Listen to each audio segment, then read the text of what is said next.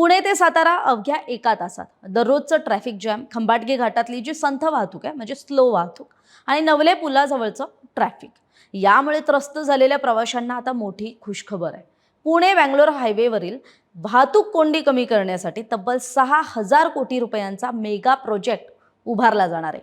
केंद्रीय रस्ते वाहतूक मंत्री नितीन गडकरी यांनी नुकतीच खंबाटकी घाट आणि नवले पूल परिसराची पाहणी केली होती. यात त्यांनी तिथल्या वाहतूक समस्यांचा आढावा सुद्धा घेतला.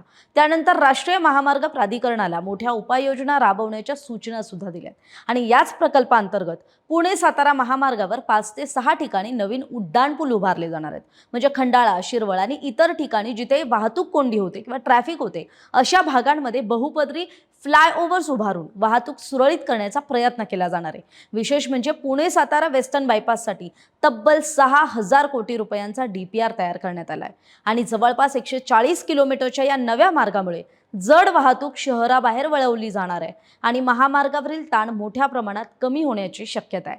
राष्ट्रीय महामार्ग प्राधिकरणाचे जे वरिष्ठ अभियंता आहेत सुहास घंटे यांनी दिलेल्या माहितीनुसार केंद्रीय मंत्री नितीन गडकरींच्या सूचनेनुसार या प्रकल्पाचा DPR तयार करण्याचं काम प्रस्तावित आहे. प्रकल्प पूर्ण झाल्यानंतर सातारा ते पुणे हे अंतर केवळ 1 तासात पार करता येऊ शकतं. मग नेमके कुठे उभारले जाणार आहेत नवीन फ्लायओव्हर्स, कधी सुरू होणार हा मेगा प्रकल्प आणि खरोखरच 1 तासात पूर्ण होणार का सातारा पुणे प्रवास, हे पाहावं लागेल. तर याविषयीची आपली मतं कमेंट करून जरूर कळवा. धन्यवाद.